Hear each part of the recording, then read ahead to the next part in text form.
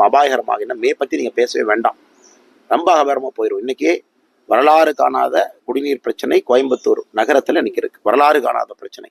இப்போ பாசன பிரச்சனையும் கூடவே வரப்போகுது. ஏன்னா பில்லூர் டேமுடைய அணைமட்டம் குறைய குறைய 1, 2, 3 பில்லூர் திட்டம் பார்த்தீங்கன்னா அந்த பிரச்சனையும் கூட தலைவரித்தாக போகுது. அதனால் எங்களுடைய வேண்டுகோள், மாநில அரசு உடனடியாக முடித்துக் கொள்ள வேண்டும். இப்பொழுதே காலம் கடந்து விட்டது.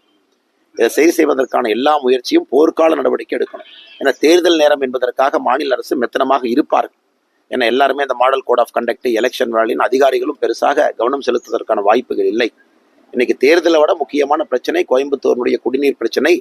அதற்கு தீர்வு கொடுக்க வேண்டிய கட்டாயம் அரசுக்கு இருக்கு. அவர்கள் உடனடியாக தலையிட்டு இதை சரி செய்ய வேண்டும் என்பது எங்களுடைய கோரிக்கை. ஒவ்வொரு தடவை மத்திய அரசு நிதி ஒதுக்குது சார் தூர்வாரதற்குன்னு சொல்லி, அந்த நிதிகள் சரியான முறையாக சரியான நிலத்தடி நீர் மட்டும் அதான் பிரச்சனைங்கண்ணா. பிரச்சனையே ஒரு தொலைநோக்கு பார்வையோடு மத்திய அரசு குறிப்பாக நீர்மட்டத்தை உயர்த்துவதற்காக எல்லா வேலைகளும் செய்கிறாங்க.